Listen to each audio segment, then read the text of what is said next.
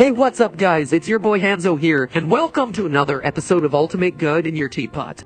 In this tutorial, I will teach you a new method that I like to call stitching. Not that kind of stitch. The stitching method by the name itself lets you stitch furnitures to each other and act as one. The general use of this is to make movable stairs and platforms, so that you can customize their placements anytime you want. You can make a straight stairs, a spiral stairs, or a complicated one. To start stitching stairs, first place two floating precipice down, then turn on snap to grid, and turn off snap height. We are going to use the furniture called Fortunate Times boulders to stitch the stairs placed two on each of the precipice like in the video. We are going to call the one on the left the origin plate, and the one on the right the reference plate.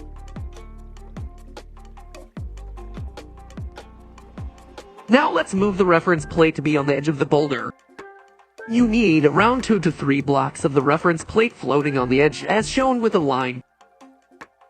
Now let's go back to the origin plate and stack up more boulders on top of it. Make sure that each stacks are aligned to the origin plate for this to work perfectly. Each stack represents how many steps there will be as a result of stitching. In this example, I added 6 stacks of boulders, which means there will be 6 more steps from the stairs we are making. The direction of each steps, as a result, depends on which plate is higher. To make an ascending stairs from the ground, you need the origin plate to be higher than the reference plate, and to make a descending stairs, the origin plate must be lower than the reference plate. The height of each steps depends on the difference of the plates. Normally, we do a 0.3 to 0.4 difference of height to make the stairs just like this.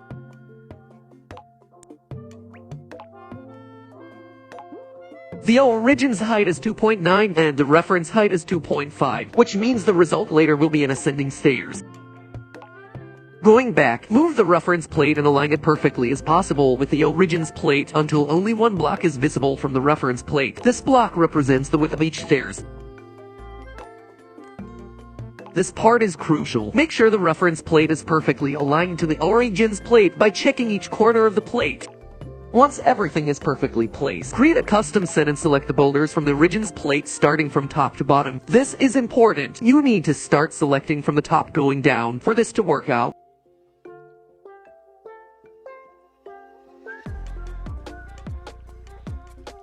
After everything is selected, do not click the confirm button. Instead, move the selected boulders on top of the reference plate and make sure that everything is perfectly aligned before canceling. Yes, you heard it right. Canceling, not confirming.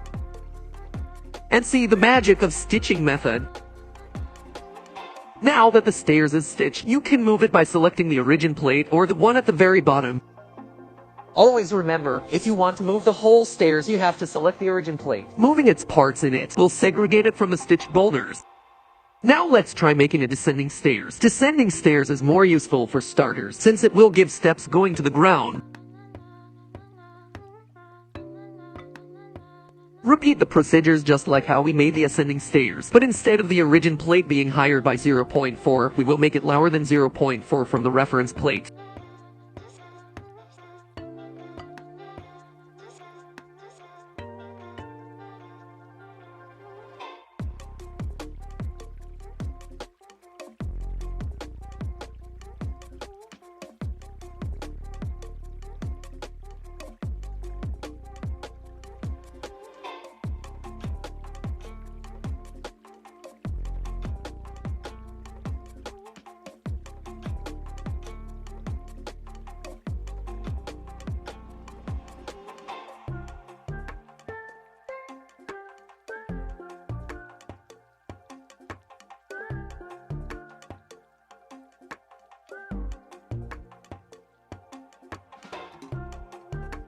And a descending stairs. Did you notice the difference? The descending stairs origin plate is on top, while the origin's plate from ascending is on the bottom.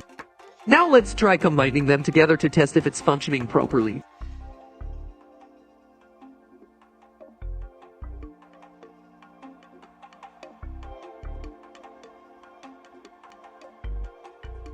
And there you have it. You just learned how to stitch and make straight stairs. Good job!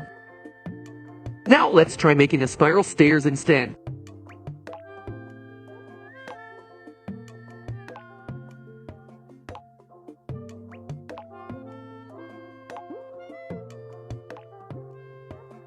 The maximum of boulders you can stack is around 11 stacks, but you can add more stacks from the last boulder to break this limit for like 5 to 6 more stacks, depending on the reel you are into, just like this.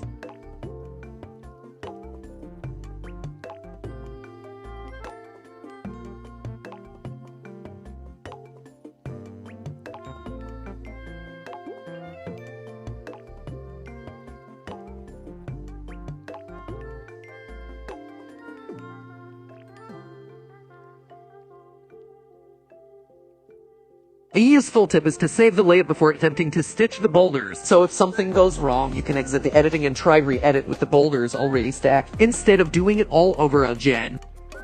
In this example, I am trying to make a descending spiral stairs, so the reference plate should be higher by 0.4.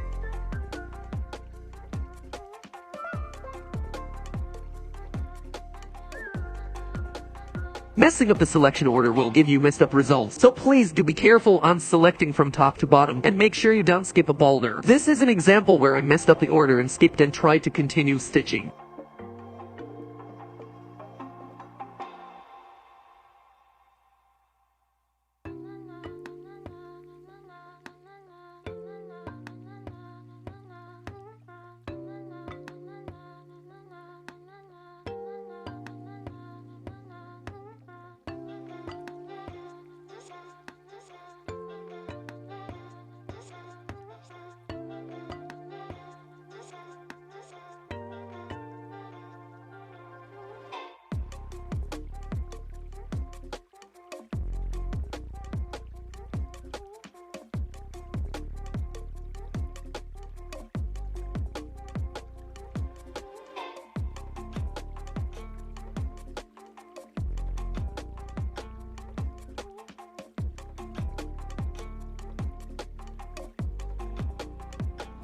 This time we will try to be more careful, and select an order from top to bottom before transferring it to the reference plate.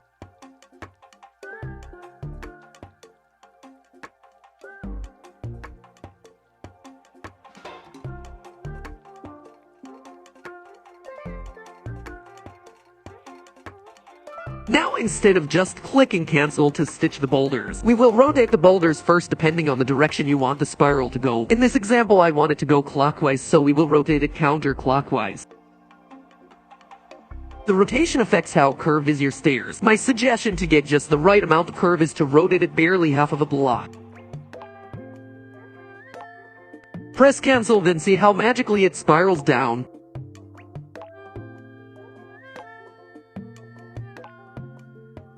The reason why I chose descending stairs is so that I can continue adding more steps going down by doing this next steps.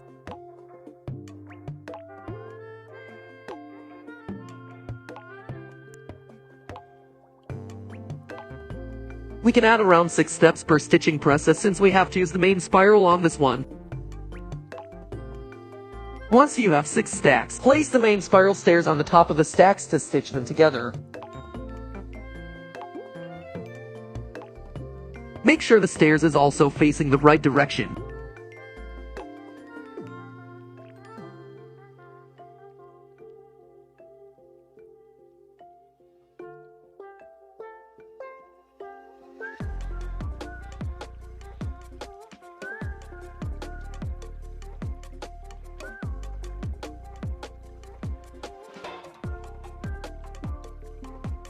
And there you have it, 6 more steps is stitched to the main spiral stairs. You can continue repeating the steps to add more stairs until the height limit has been reached.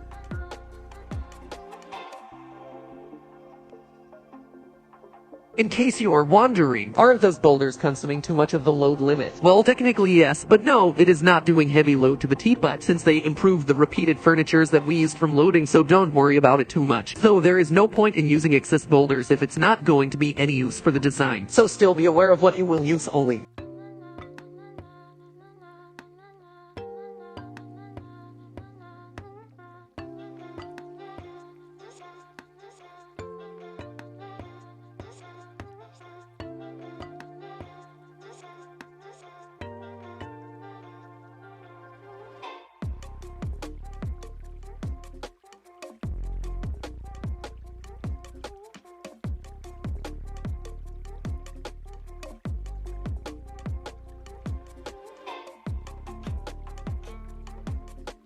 When you stitch too much stairs, a warning message will pop up saying that it may lag, but you can just ignore it.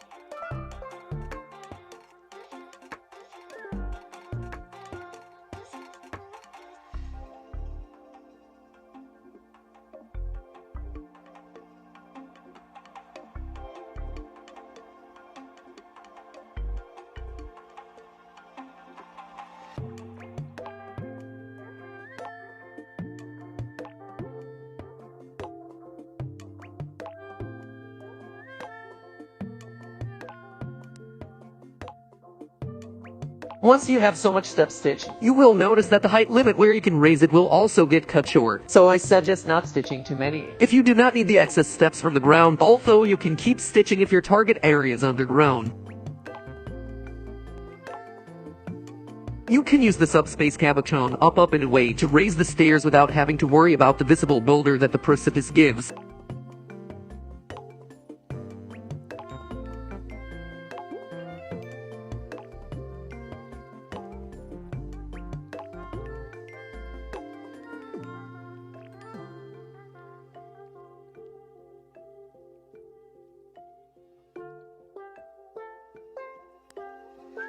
Now let's try the stairs if it's functioning properly even with small characters like Lee.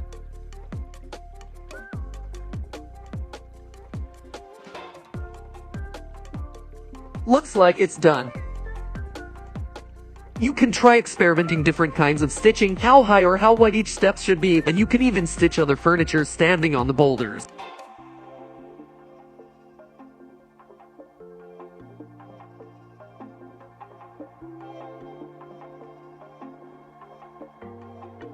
Next, I will teach you how to make a platform with stitching. First, put a fortune at times on the ground, as we do not need height differences on this one.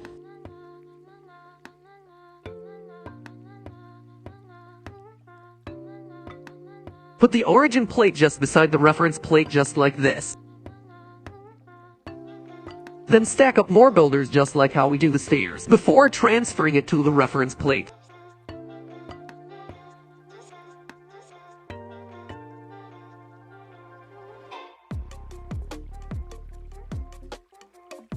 The displacement of the origin plate from where it was to the reference plate is how this stitches works. Since we moved the one whole boulder to the right, each of the stacks should be placed to the left of what's below them. You will understand how the stitching works if you try different combinations displacement yourself.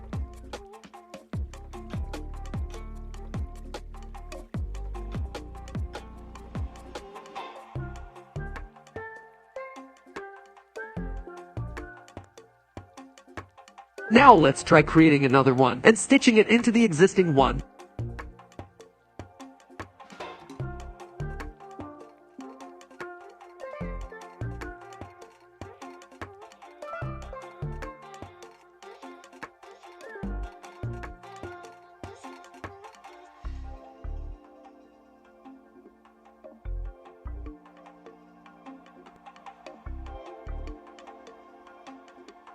We will move the reference plate to the bottom of the origin plate, so the stitch effect will go downward instead.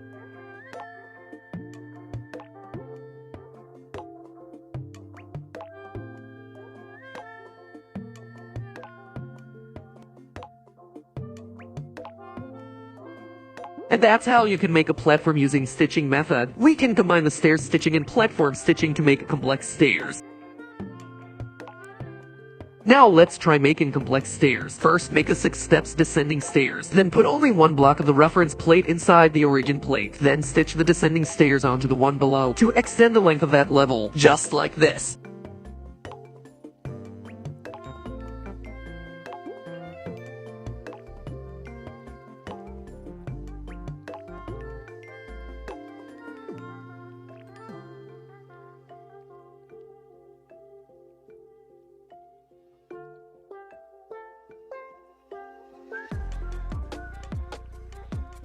Make another descending stairs and stitch it to the first stairs we made.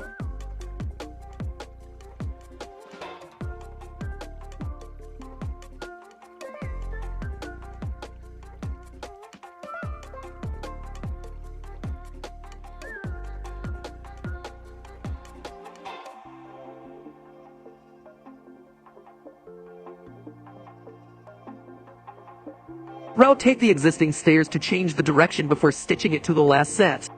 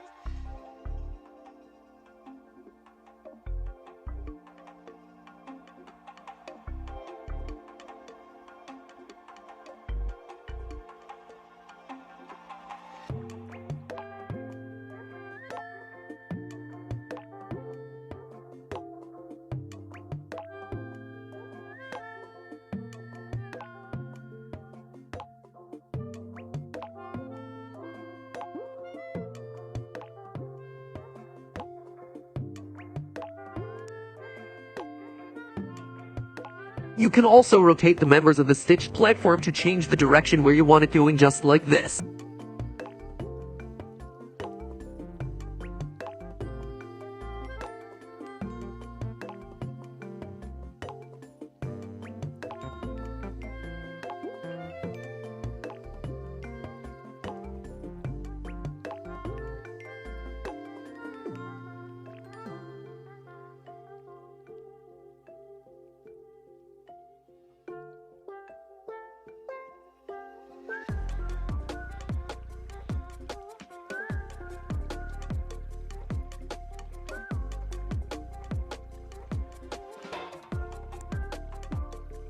Experiment and be creative with how you want to stitch these boulders, and I hope you learned a lot from the stitching method. For the last part of this episode, I will share a new method to float furnitures, the easier way. This method involves a certain fellow that hopefully you guys obtained during a certain event from the past version. That event is called Shadows Amidst Snowstorms, and it is released as part of the 2.3 version update. The event was set in the frigid Dragonspine area. During that event, you can obtain a furnishing that you can customize, and guess what it is? It's the snowman furnishing. Yeah, you heard it right. The snowman furnishing can be used as a method to float furnitures, and you do not even have to zoom in, change camera angle, or to look up like how we used to float before. And no more worrying that the furnishing will go to the mountains in the background. First, we need to place the snowman down and insert a head on it. Then we can proceed to editing and try floating other furnishings. Place the snowman in a floating cabochon so we can move him around wherever we want. Then put the furnishing you want to float, and while that furnishing is selected, try tapping it while the head of the snowman is on its view, just like this.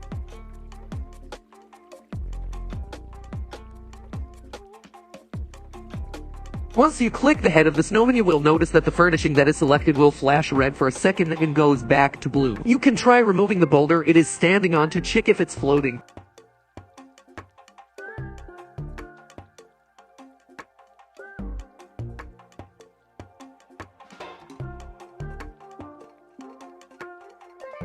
I recommend to use this method first before doing anything else from your teapot, because the snowman takes so much load. Make sure that you are all done with floating, so you can remove the snowman to make room for other furnitures and avoid hitting your load limit.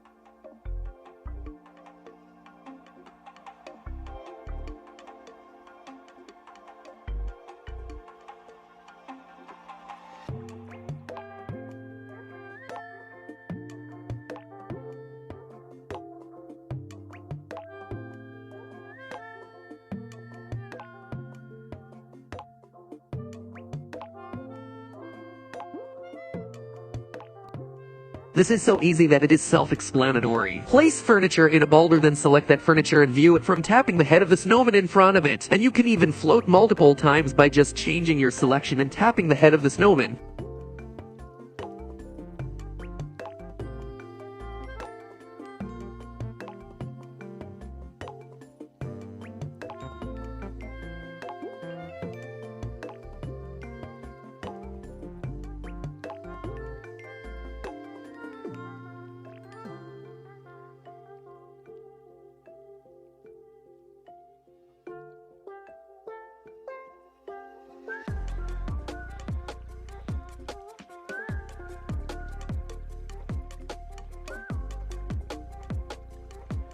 And I think I covered up everything that I wanted to share on this episode. I hope you guys learned so many new things, let it be stitching or floating. Thank you so much for watching my contents and supporting me. Let it be Mattpat designing or tutorials and tips. I couldn't be more eager and motivated if it wasn't for you guys. So thank you so much. And for those who are new to my channel, please hit the subscribe button for more Genshin Impact tutorials.